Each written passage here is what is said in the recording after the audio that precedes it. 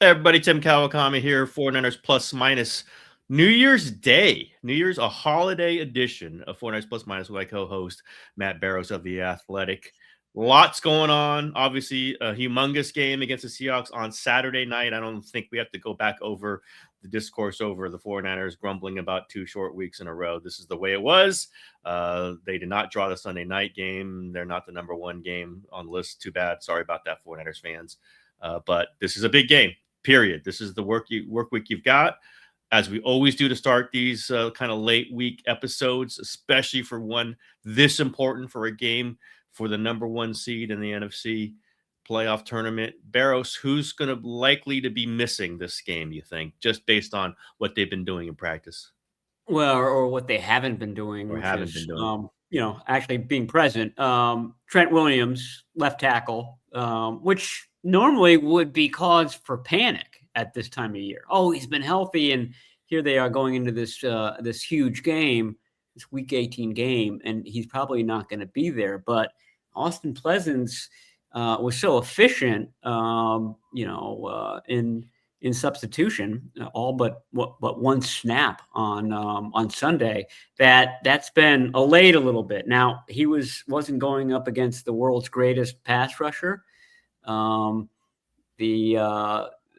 Bears' best pass rusher, Montez Sweat, was going up against Colton McKivitz for most of the night. So it wasn't a huge test for Austin Pleasance. He'll get a bigger one against Boye Mafe and that better than Chicago defensive line for the Seahawks. And then the other guy who's going to be missing is Keion White, and probably nobody is really too concerned about that, but maybe they should be, because as you've noted, Keion White, it's not a ton of pressures, but the most pressures of all the defensive linemen over the last few weeks. So he's stepped up. He's good when he's rushing from that defensive tackle position, just gets off the ball quickly. So those 2 guys probably will not play. Upton Stout is a little bit up in the air. I think he's progressing through the concussion protocol, but you never know if he's going to progress all the way. It's more difficult on a short week, of course. But I do think that George Kittle and Kyle Juszczyk and certainly Christian McCaffrey will all be in the lineup for this huge game on Saturday. And Ricky Pearsall, I don't know how big a question that was, but he's practiced too also. He's practiced too also and came out. Yeah, you probably saw him. There was a legitimate question. Remember, he caught a deep ball along the sideline and then cut back into the field and ran into a linebacker and then went down hard on the knee. And sort of the 2020 hindsight question was, why doesn't he just run out of bounds, just given his knee issue? So that may be something that he'll start to do, but I don't think that it had a lot of effect on him the rest of the game and this week in practice. Well, let's just say, I've been saying it kind of week by week through this.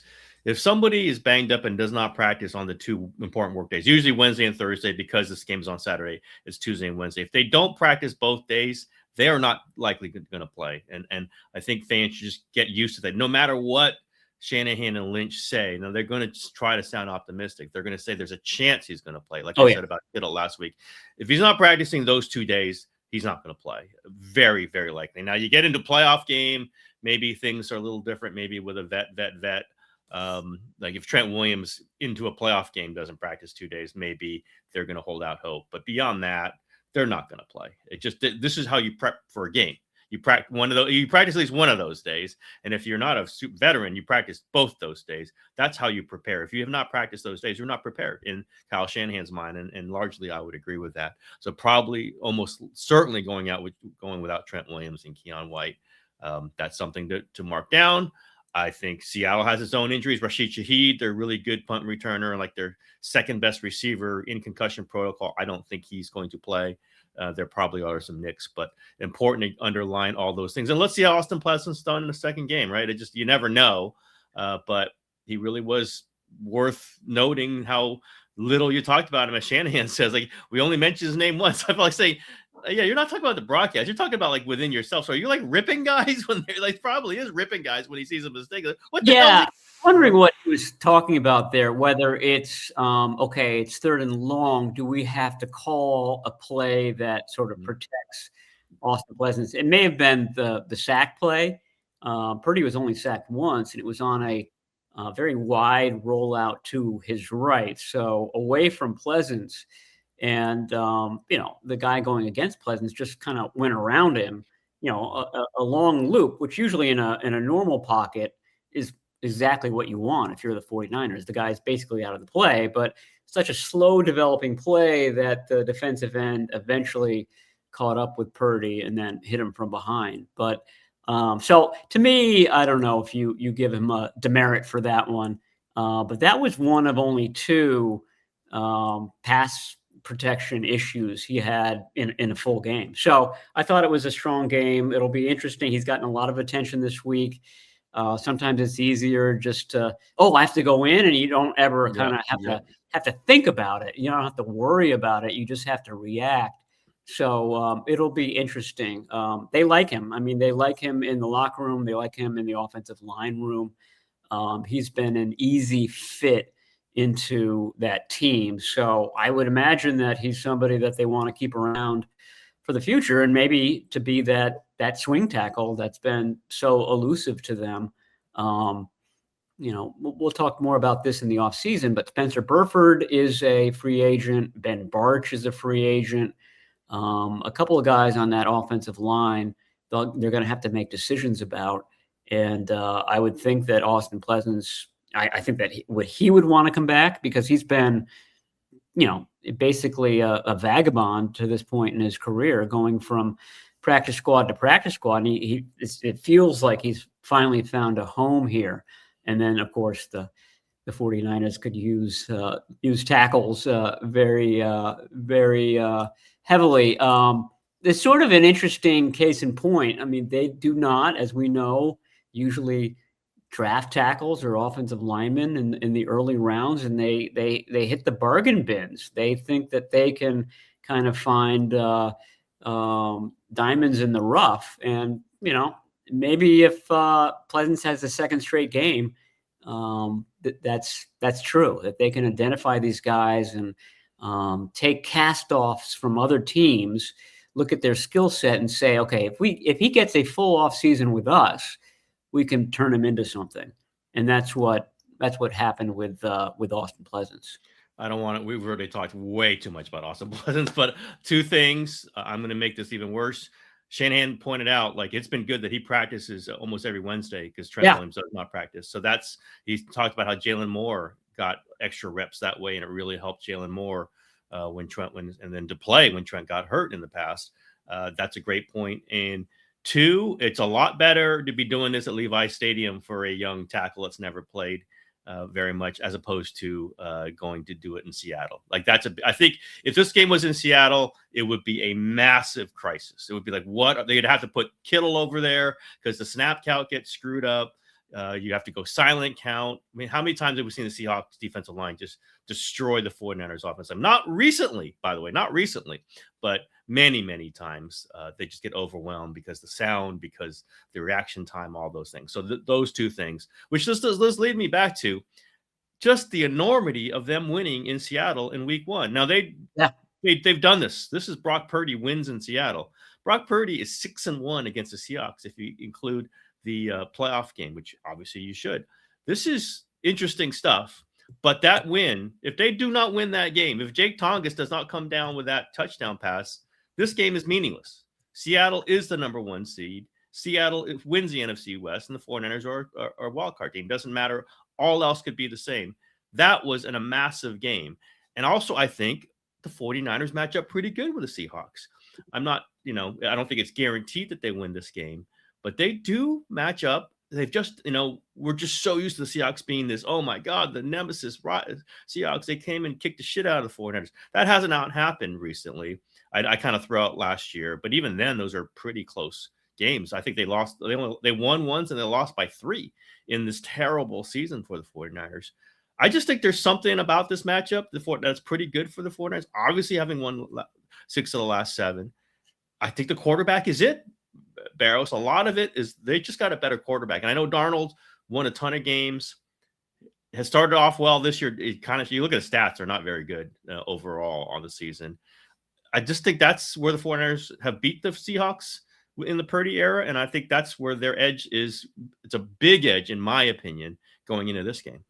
Yeah, no, I agree. I mean, I thought that the worst thing that happened to the NFC West in the offseason was that Geno Smith left the Seahawks, because I always felt like Geno Smith was just good enough to keep a starting job, but not good enough to ever do any real damage in big games in the playoffs.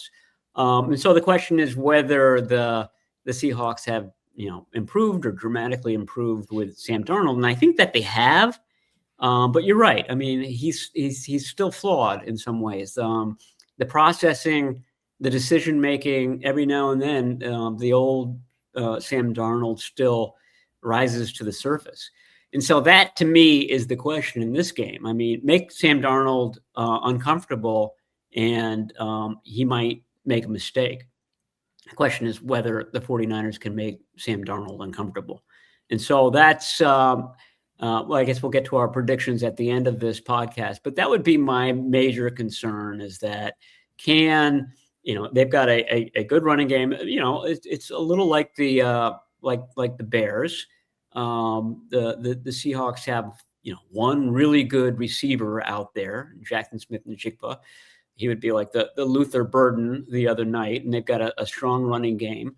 The difference is that Seattle's got a really, really good defense and a really good special teams too, by the way.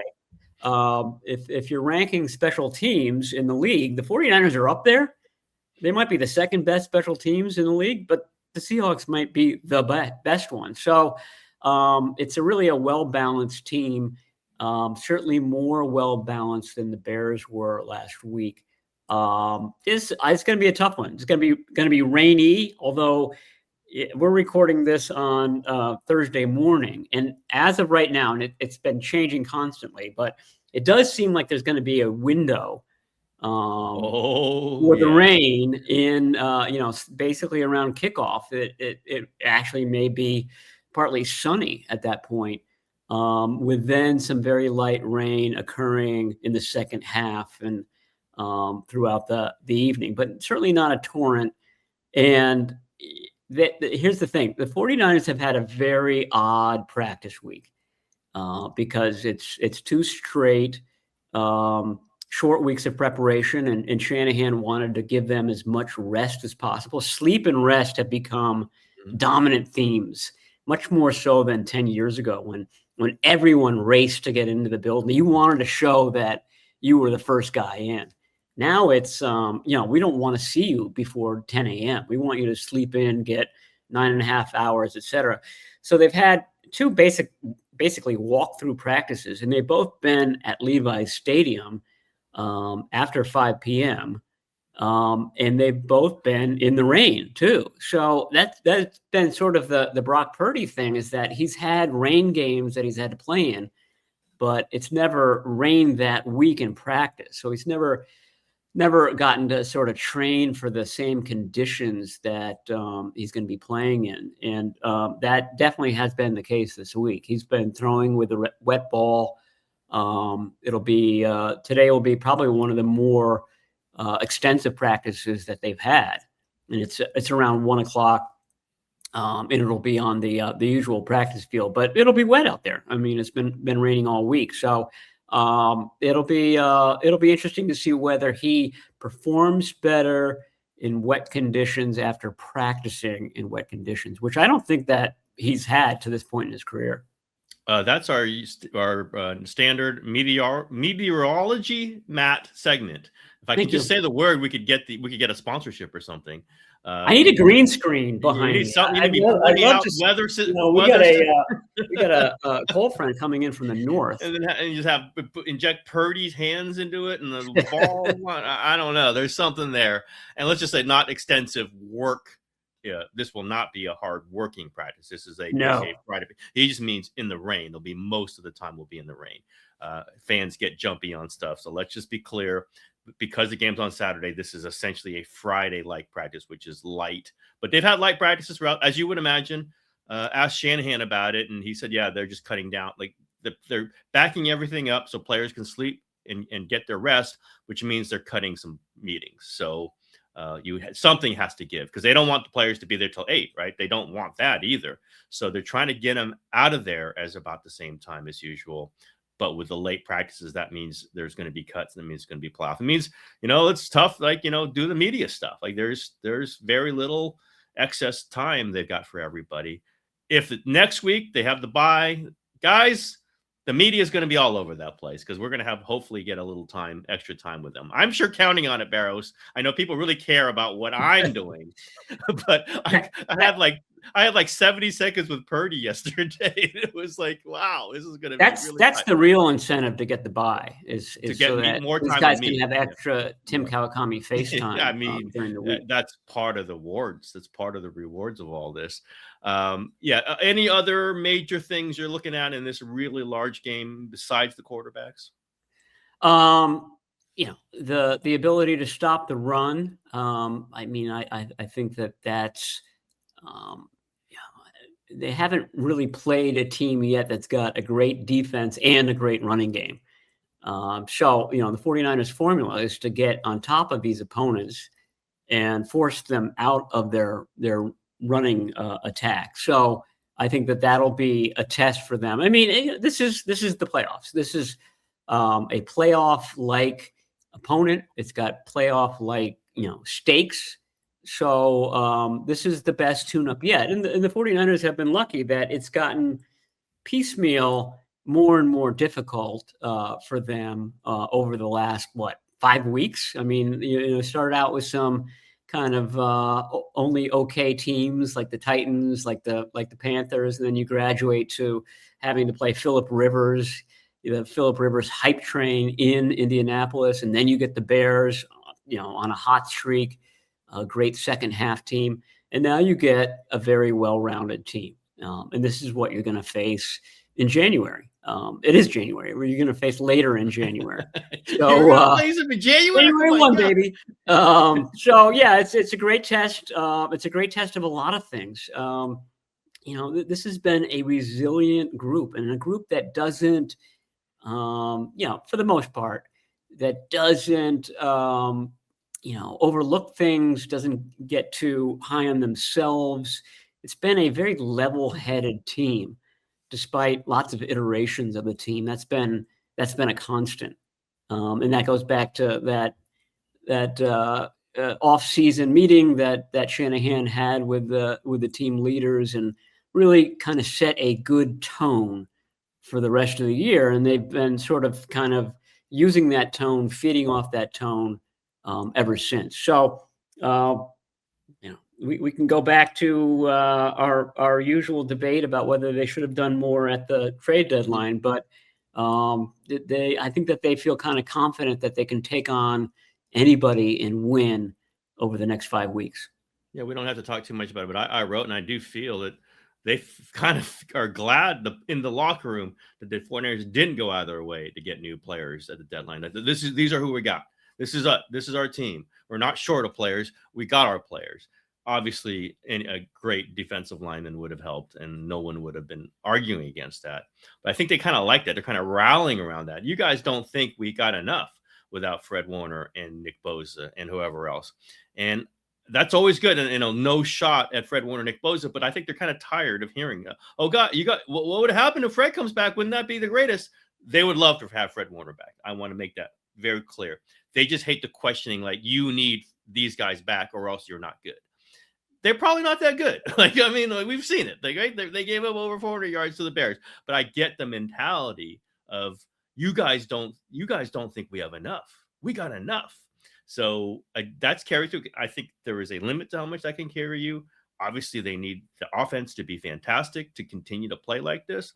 But I get that point. I didn't want to belabor it. But I do. There was a question like, well, maybe, they don't go full out to win this game because they're in the playoffs. No, you go full out because you want the 1 seed. You want the bye week. You want home field advantage throughout the playoffs into the Super Bowl. And also, you don't want to be the 6th seed because I think it looks like the Rams are going to try to win they'll probably win. So if the Rams win, the 49ers lose, the 49ers are the 6th seed. And it looks like the Eagles don't care about winning. So it'd be hard for them to get to 2 because all that has to happen is for the Bears to win. So if the Eagles don't care and they're the 3 and you're the 6, you're going to Philadelphia. And I think we've talked about that. That would probably be the worst straw for the 49ers. Get on the road, tough defense. I think the Seahawks is a good model for playing the Eagles. And these are 2 teams that, they're just physical. So play a physical game against the Seahawks after 2 short weeks. You would probably have who knows if they're going to be, this all happens, they might be playing Saturday and they might be playing Sunday in the wild card round, but you still would be banged up going against an even more physical Eagles team. That would be tough. You really there's a massive difference for the 49ers between winning this game and losing if you drop to the 6. It is a mini playoff game. I can see a path to the Super Bowl if they get the 1 seed. I don't think it's the likeliest path, but it's not a terrible path. If they lose and they go to the 6th seed, I don't think they're getting out of the tournament. And I don't think anybody would really, really expect them to, maybe in that locker room, which is fine. But that's a clear line, man, Barrows.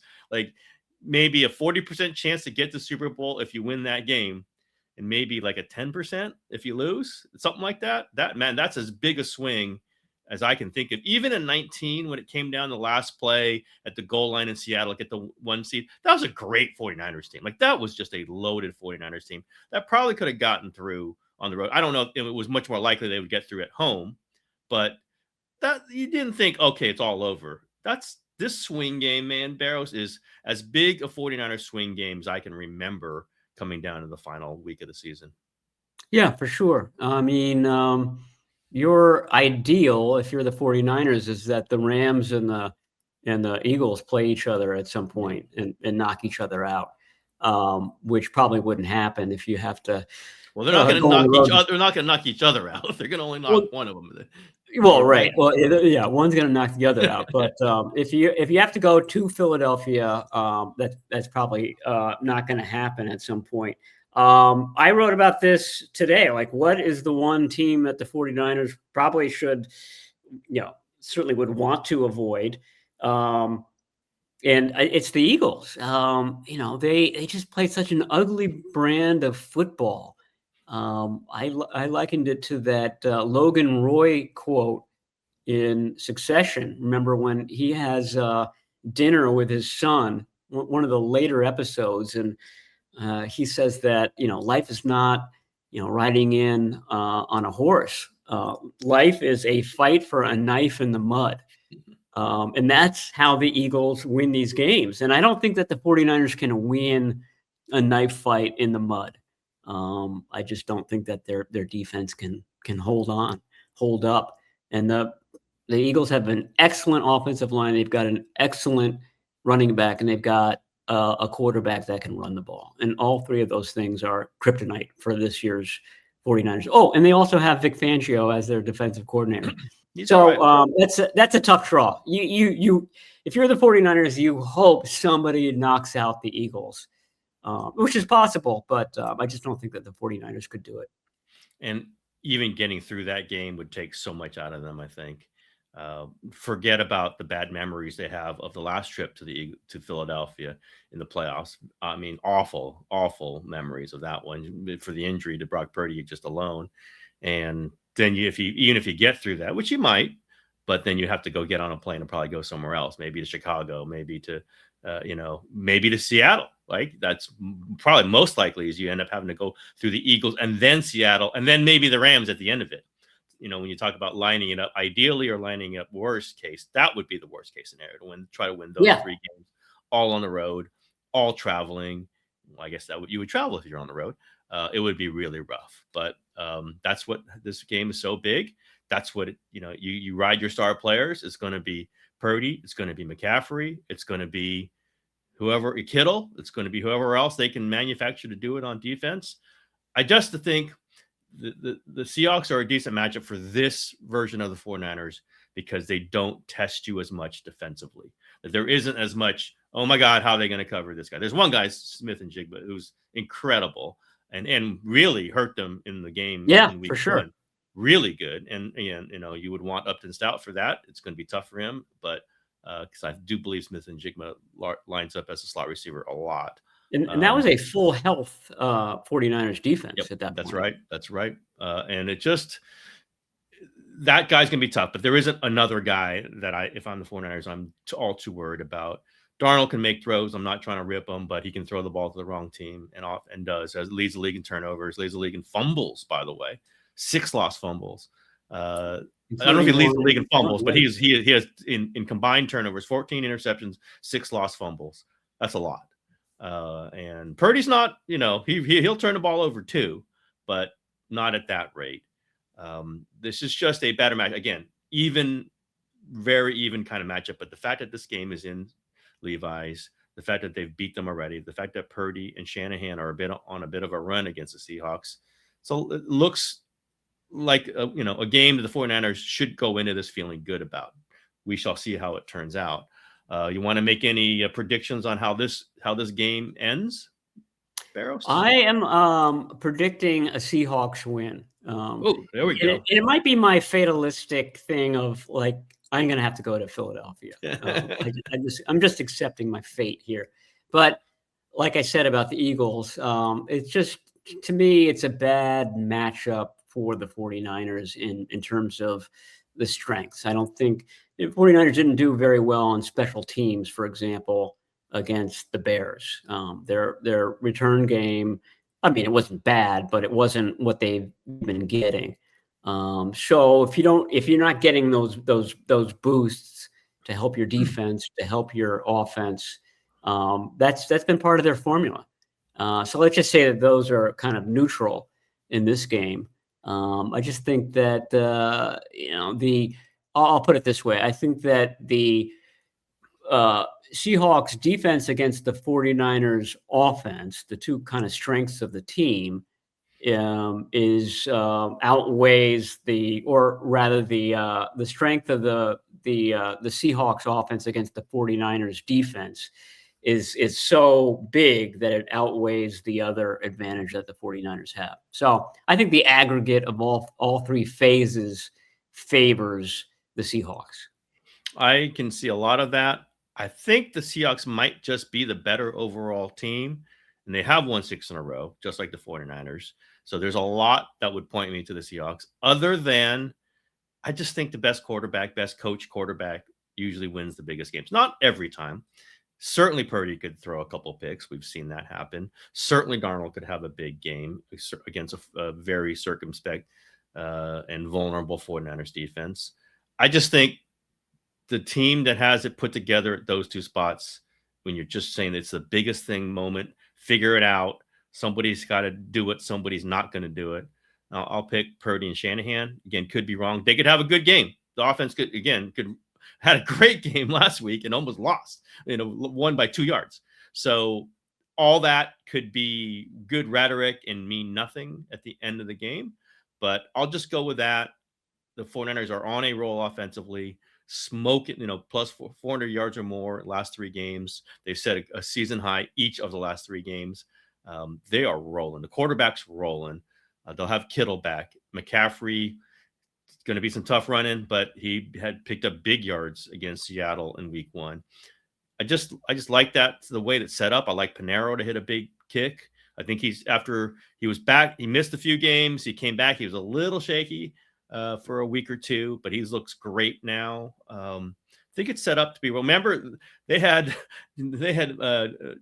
Jake Moody as their kicker in week 1, unbelievably. Yeah, that was his last game. And they won. Yeah, and they won, and they still won.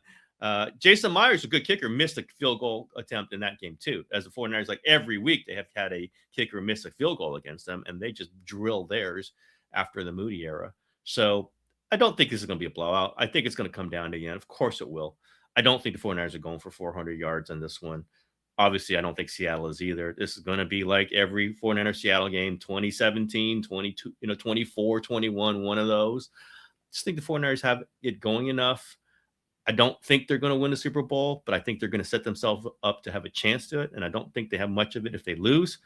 I think they're going to win. Again, it could come down to forcing a Darnold turnover. This is not a great turnover team. defensively. They don't get a big pass rush, but maybe Darnold just throws it to the wrong team. Maybe somebody bursts through and knocks the ball loose. Something like that might have to happen. But if the 49ers have a turnover advantage, they're going to win. Let's see if they can have the turnover advantage. Let's see if Purdy can avoid a turnover when we know he throws those tight window passes. And geez, I'm just realizing another question I wanted to ask him yesterday that I couldn't get in because I didn't have a lot of time, but maybe I'll have some time next week. Everyone should cheer for that. Barrows, there's some other stuff going on here. Wait. Let me ask you about your prediction. Are you factoring in the precipitation? The precipitation. Barrows, by the way, yeah, he's putting on his hoodie right now. Yeah, I think that's, listen, and we know the Seahawks are used to playing in the rain. We know that, they should be a good mutter. Yeah, it's all part of it. I just think there's going to be slipperiness. There's going to be issues for both teams if there's rain. I don't think it's going to be worse for the 49ers than anyone else. They'll point to that Browns game. They keep mentioning the Browns game now. We understand it was big at the time, but now they look back and see we played in that weather. We knew it was going to be tough. It wasn't raining though. It was windy. Yeah, it was windy, but it would rain before. So I'm just saying they're saying it. I'm not saying it's the definitive thing of how they play. I just think they feel confident in it. They will have a full practice, whatever practices they're going to have this week in the conditions. I think it'll be, and again, I'm not counting on them to go for 450. They're not going for 450. Can they go for 310 and hold the Seahawks to 260 and make it 2 touchdowns to 1 touchdown game? Would throw some field goals in there, something like that. I think they can. Again, maybe Purdy can't throw in the rain. We'll see, and obviously that'll be a huge story if it happens. Maybe their guys are slipping all around. I don't think either side's gonna have a great pass rush if it's raining, right? We know that because it's much more an offensive advantage on the passing game when the defensive line cannot get good footing. That's just a standard. Usually it's the quarterback standing back there and having some time because there's just no traction for the defensive lineman. They need traction to get their feet dug in and then cut upfield. So I just throw that up there as I don't know, and I don't think I'm going to dock the 49ers for the weather. Maybe I'm wrong on that. I think it's going to be tough for both sides. I think there's going to be slippery stuff happening to both teams. I just don't think it's going to be, the 49ers are not, a super zippy team, right? They're not. They're kind of a grinded out team. Even when they're going for 440 yards offensively, they're doing it with throws up the middle. They're doing, they're not airing it out, just going crazy. So could be wrong, but I'll say it's negligible. It'll happen. It'll change the game. I don't know if it will affect the outcome, I guess is what I'm saying. But we'll see. And I know Barrows will be out there early and be putting what we're going to be putting like things up in the balloons. You're going to send weather balloons up there, weather balloons, ribbons. I want to test the air quality, all sorts of stuff. Humidity factor. Yeah. It's going to be all kinds of stuff. But I think 49ers feel like this is a group that can travel through whatever weather. Now, obviously, defense is the number one thing you want in the middle of weather because it stands up. But I don't think pass rush does. So if you negate the pass rush, 49ers, yes, because we don't have one. So who cares if the pass rush is there? It will be, and again, Tatum Bethune will have to have another big game. D winners, like these are important parts of this, no question. They're their best players right now on defense. Those two guys, they need to continue. You're saying that the weather might neutralize that Sam Okuano pass rush. Yeah, that big push. He might not get like 3 or 4 sacks. Sam Okuano, and I don't even know. I guess Bryce Huff would be the other one. But beyond that, is there anyone on that team? I guess you can say Cleveland Ferrell and Yetur Gross-Matos are the other healthy defensive end. Maybe they'll have Robert Beal up. He could add to his 0 sack total for the season. Pat his stats a little bit. I make fun of Yetur Gross-Matos not because he's other players, just because of how much they've committed to him this season without him being active for most of it. So maybe it will be him. I do want to point out just the things I think about. I did ask Shanahan about Isaac Guerendo being inactive the last 2 weeks. And I know fans are very aware of this. And he just says he wanted Jordan James. He's been practicing well. He wanted to get him maybe, a carry or two, did not happen. Again, Jordan James is ahead of Guerendo. Has been even with Jordan James getting hurt, he's ahead of Guerendo. I just think fans should note that this is what's happened. And like Garendo gets docked for getting hurt, but Jordan James doesn't. Or maybe James was hurt less, or he's just picking up the offense faster or whatever. But Isaac Guerendo's not going to be on this team next year. I don't think there's any much doubt about that, because he's been beaten out by Jordan James. It doesn't affect this game very much, but it's just like, if you have an open question about this in their minds in training camp, Jordan James moved ahead of Isaac Guerendo, period. They're not changing that. And whether that's disappointment in Guerendo, I think there's a little bit of that, but it's also they're pretty excited about Jordan James. I think Jordan James is their backup tailback going into next offseason. We'll see if he can stay healthy, but he's RB2 in my opinion. I think that's right. I don't think that they're going to cut Isaac Guerendo. He's under contract, under a rookie contract. He might get cut in late August, early September, but they'll go through the off season. Or they'll trade him, for something very little. But yeah. They also have Patrick Taylor, who's been in the locker room. I mean, every now and then I run across him and I think, oh, who's that guy? And I realize, oh, that's Patrick Taylor. So he's been on IR all season, but he's been there. He's been present, which to me is always a sign that, if the guy is just gone, out of sight, out of mind, he's probably not going to be back. But guys who hang around through their IR stints often get invited back the following season. So yeah, that'll be an interesting one. I mean, they didn't trade away. Thank God they didn't trade away that 3rd round pick at the trade deadline, because they could use that on the running back. You have the running back. But yeah, I think you're right on that. I don't really know what poor Isaac Guerendo did to kind of to fall by the wayside. It's a very particular position group. You've got a very old school coach in Bobby Turner who's doing it, and if you run afoul of Bobby Turner in some way, that's it. That's gospel. There's really kind of no way out of that. So I don't know. I mean, it's certainly not attitude, bad attitude from Isaac Guerendo. He's the sweetest guy out there, but it just may be kind of grit and consistency and all the things that you need as a running back.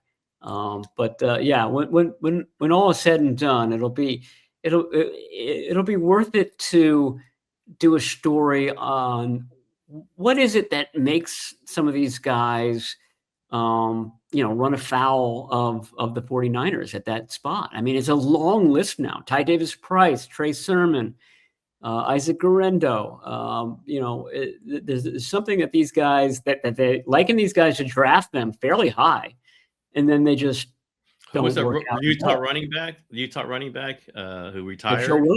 Joe Williams. Yep. It's interesting. Well, speaking of showing up in the locker room, I don't know if he's been there, but Fred Warner I saw briefly in there. I don't want to tout whatever he's going to come back, but he definitely was in a good mood. Like, he was smiling and laughing, not limping, and I think he stopped limping a long time ago. I think he's like, you talk about a guy whose presence changes the dynamic in the locker room, on the practice field, whatever. That's Fred Warner. And I think sometimes I'm a little leery of talking about a guy's going to be back, because I think it's over optimism. I think you're promising things that maybe aren't going to happen. I think with Warner, it's worth it.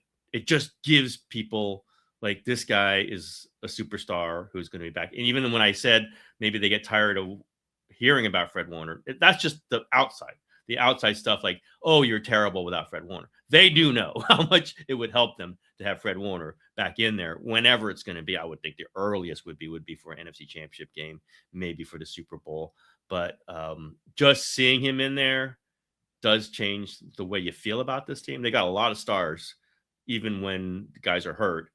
He does change the attitude of a team just by walking around, just by thinking that 54 might be back in the lineup in 2 or 3 weeks. And have you heard anything, got a feel of any update on when Fred Warner, they're kind of thinking he's going to be back? Yes. I mean, and it's always the player is more optimistic than what the actuality is. But, he thinks that he can be back for a divisional round. And that's what he's aiming for. And that's what you have to do as a player. Now that's just, just talking to his teammates and what he's told them and things like that. I don't think that's official in any way, shape, or form. I did chat him up yesterday, and I said, in one of the clips that they showed before the Sunday night game, shows him doing his rehab, and so he's on the treadmill and he's in the pool. And I said, have you become a good swimmer because of this rehab? And his eyes lit up. He's like, oh yeah, I'm way better now than I used to be. He was never much of a swimmer, but now he's like, improving his times, and he's intent on becoming good at that sport. So, I'm just trying to explain to you the mentality that he has. All he can do right now is swim. So he's becoming like Olympic level swimmer. He's gonna be at Los Angeles doing the 100-meter fly. So yeah, aggregate that. Barrows reports. He's working his what off to be back. This is his mission in life right now, aside from his family, is to be back before anyone expects him to be. And, you knew that when the injury happened. Remember how unfazed he looked as he's being taken off the field. I mean, that's just that was I'll never forget that. That's a gruesome injury. Your foot is pointed in the wrong direction. I don't even want to hear it. Yeah, it's just something that you never want to see. And he just seemed to be taking it in his stride. He seemed to kind of know, okay, I'm gonna come back from this, and this is not the last of that you're gonna see of me this season, and I'm going to shock everybody. And I just think that he took that attitude into this rehab. Yeah, I just say that's great. Every great competitor feels that. You want that. This is how it's possible. You don't want to do it just because. Now, if you're the team, not Fred, the team and the doctors, just to prove you can do it, right? Yeah. You want to do it when he's ready to do it. And I just think that's the outside possibility. The Super Bowl is a safe possibility. That makes the NFC Championship game. To me, like, get him practicing before the divisional round and go, okay, you're close. Let's hold you back for one more week. And then you're really ready to play an NFC Championship game, in my opinion. Now, he might say, you could win the divisional game because of me, right? And I understand that. I always err on, like, let's make sure it's really right for you, and that might be an NFC Championship game. It might be Super Bowl, but it just kind of, I see the division round and the Super Bowl as kind of the two extremes, and I always bet the middle on that one for an injury player. But hey, who knows? I mean, he does look like he's bouncing around out there. One more thing about Fred Warner, and this goes into our observation that this was stark this season, that when a guy misses a lot of time, he's rusty when he comes back. He's not himself. He's not a superstar the first couple of weeks.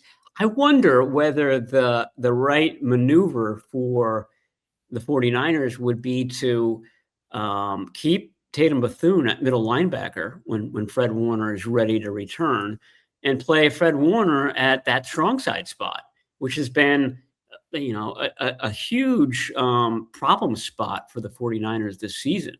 They're going to be playing perhaps the Eagles. They're going to be playing perhaps the Los Angeles Rams, who just vexed them when they went 3 tight ends in the most recent game. And so you've got Fred Warner, who knows all 3 spots. He's the middle linebacker. He has to know all 3, who would be really good against the run and who would be really good matching up against tight ends. So it would be a question, do we put Luke Gifford in there, or do we put Fred Warner in there? And that could be sort of a stepping stone to him coming back to middle linebacker at some point. I totally understand the logic of this. Thank you. But let me say, but let's end the podcast right here. But I don't think Fred Warner comes back, he's anything but the Mike. I just don't think you know what? You're not the Mike. Tatum Bethune's the Mike. Tatum Bethune's going to be calling the signals. Like, I think you could, if you think this way, and I would tend to agree with you, especially if he's coming back for divisional round, is that if he comes back for Mike, but he doesn't come back at full time. Now, again, he's going to want to come back full time. It's going to be hard to figure out when you don't put him out there. But I would maybe move Bethune to strong side if Fred is back. It's hard for me to see 54 out there and have 48 pointing out the defense and getting the game. That would be hard for me to consider. The only issue with that is that Bethune isn't much of a coverage guy either. Yep. So I don't know if he would be a huge improvement over Luke Gifford at that spot. Yeah. But what they should be doing is putting Eric Hendricks there. But they're not for some reason. And they didn't put Nick Martin there early in the season for some reason. So I don't know exactly what the thinking is. I think it's Gifford's better against the run, and he is for sure. They're trying to protect. First things first, they want to be as sound as they can against a run, and if they blow a pass coverage or two, they can survive it. Now, it's not 15 snaps a game. They play the strong side. They'll play Pinnock in there. They'll go with Stout as the third cornerback with two linebackers. There's not a lot of strong side linebacker play, but yes, you've seen them get burned on it through the air once or twice a game when it's Gifford. But if it's the Rams, there would be a lot of strong side linebackers. So it would depend on the matchup. But if you're leery about Fred Warner being rusty or leery about him playing 70 snaps, and you think that the strong side guy might play 45 against the Rams, just saying. You go with the Barrows approach. To see 54 out there, just getting someone else to tell him where he should be, I don't imagine that's going to happen. You go ahead and tell that to Warner yourself, Barrows. I don't think it's tantamount. It's not tantamount to telling Warner that you've been demoted, that you're off the team. He's gonna feel like that. Saying, you've been gone for 16 weeks, so we need to kind of ease you back in. It would really screw up the quarterback when they always got to identify the mic, and they're going to be identified as not going to be Fred Warner. Like one of these guys. I was actually asking Purdy about that. Like, I always hear these guys. Like, Rivers was going crazy during that game. The mic was picking up. Like, you got him. You got him. You got him. I go, do you ever fake guys out like it? Goes, oh, there's part of that. Yeah, there's part you're setting up the defense by saying someone else's, whatever. It's wild stuff that you can hear the quarterback calling out on the play. Barrows, you want to talk about the 49ers Media Award? How's that coming down? And when is this going to be? I always think you guys should push it out earlier because it gets more kind of pub that way instead of just doing it at the end of the year. So I hope you guys are doing it pretty soon. And what do you think the options are for the good guy? You just tell us what to do. You tell us what to do, Tim, and we'll just follow your direction. You did it one year, super late. I go, what are you doing? No one's going to even pay attention to this. Hey, write a column about it. Write a column. You did it in March or something. Guys, that's probably not the best place to do it. No, we're doing it as we speak, and there was one guy who was tardy, and I'm just waiting on that one vote. And I'm not gonna embarrass anybody, but it was David Lombardi. And while we were podcasting, David came through with There you go. And let me just glance at it because it's interesting because it was a tie before. Oh, that's interesting. This is going to be interesting. We could have a tie. Yeah, he voted for someone who wasn't part of the leading group. Exactly. Yeah. So Barrows and Math are enemies. They've been enemies for the last 50 years or so. So I need to go back and re-add everything up, double check my numbers. But it does appear as if there might be a tie, and I'm not gonna say. Yeah, I do not have a vote in this. I'm not a beat writer. I would just say, George Kittle won it last year, obviously incredibly deserving. Trent Williams has won it multiple times, obviously incredibly deserving. We owe a lot of our game columns and stories to Trent Williams' very trenchant analysis. I think Fred Warner's won it, I think, hasn't he? Or he's always I don't think he has actually. Kyle he's Juszczyk's won it. Juszczyk's won it, but Fred would not be eligible probably this year because he's been Staley out. won it his final year with the Bosa team. win it? Did Bosa win it one year? He did win it. He won it a couple years ago. Yeah. Bosa says some interesting things because he can, and I appreciate that he does. He's been very forthright again. He's been injured, so he wouldn't be part of it. He's not going to win it. I think McCaffrey's been very good this year. I just think, he's not the most colorful guy, and he often will have other things to do, but he's been much more available, and I think he's been pithier. So again, I wouldn't put him up there with Kittle and Trent and some other guys, but I think. But he's been there for 17 weeks. Yes, also that we have needed him to be there to help our stories. And he's getting better. And I think Purdy's getting better. Now, the quarterback's always going to be tough to win this work because the quarterback's only going to talk once a week. But I think Purdy's getting better and better. I'd throw those two guys out there. There are other guys. I think they're all good. I mean, I have not spent a ton of time in the locker room this year for whatever reasons. I spent the last 2 days. I'm going, man, this is a really good, like you pointed me to Tatum Bethune. Really good guy to talk to. Like really thoughtful. Jair Brown, really good guy to talk to. Diamador Lenore. Like there are some guys in there. I knew this, but again, unless you're in the middle of it and just trying to talk to guys and get help from them on stories or help color your stories, you don't really know. Those guys are good. And I know there are other guys than that. McKivitz is a good guy to talk to. Purdy is establishing himself as a good I've guy. seen, Alfred Collins is like supposed to be shy, but I see him talking all the time. So these are all good signs also for the future of the locker room, which we always care about. You lose Bosa and you lose Warner. Like those are two big voices that we've lost and the locker room's lost. But you do see other things blooming in there. And it's generally a really good locker room. I was talking about this. Maybe you were there about with a 49ers person. Like guys walk in there and they see Kittle and they see Trent. What are you going to do? Not talk? Like, what are you going to think the media is the enemy when those guys are approachable and thoughtful and set the tone by the way they address the media? These are all good things. So I didn't know I was going to get into this thing, but it's something I've noticed for a long time when those guys are your leaders, but also just by making sure I was back in there for the last few days, you really feel it. And hopefully you will see it in a couple stories I'll have next week, but we'll see about that. Those are TBD. Those will not be coming out tomorrow, but these are things that you can go to player and talk to guys. Sky Moore, you encouraged me to talk to Sky Moore. Great. I like Sky Moore. Yeah. Great guy. Sky Moore, Eddie Pinero are right there together. Pinero is a little edgier probably, but he's approachable. Like these are the part of the 49ers culture they're not acquiring guys because they're good with the media, but it tends to be their kind of guy, which is out front, blue collar, loves football, often is a guy who's good with the media. Often. Oh, Mac Jones, Jesus Christ, he could possibly win. I mean, he's been incredible for you guys. I have not talked to him as much, but I'm looking at the quotes. I'm going, Mac Jones is like I think you mentioned today, backup quarterbacks can be tense and, plotting and scheming. Blaine Gabbert's always my example for that. I couldn't stand him because I always thought he had an agenda. I always thought he was trying to, he wanted to be the starter over Kaepernick. And it just, everything he said felt to me political, felt to me like he was trying to set something up. And I don't like that guy. I don't like that from guys. And Mac Jones is not that guy. Mac Jones is free and loose, has seen some things. He's not the starting quarterback, but he did play. I wouldn't give the award to Mac Jones, but man, he's been good for you guys.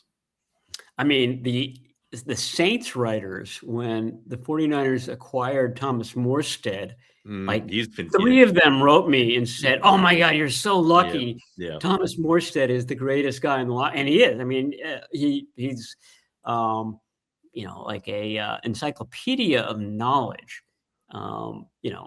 For example, he used to do the thing where Drew Brees would go through a game and was so efficient that Morstead wouldn't punt. And so they would kind of hang out together and they would both put up a zero sign, 0 punts. And now Morstead is doing that with Brock Purdy. So, I mean, he's just a fun and knowledgeable guy. Tons of energy. 40 freaking years old. Oh, he's running around on the field He's all the time. He's doing handstands before practice. That's part of his warm up. He does handstands. I'm like, stop showing off. Come on. You do that too, Bear. Get old gracefully like the rest of us. Oh, I talked to Morstead this week. All those guys, again, I have not been in there as much, so I don't want to speak authoritatively, but those guys are the ones I was chatting with last few days.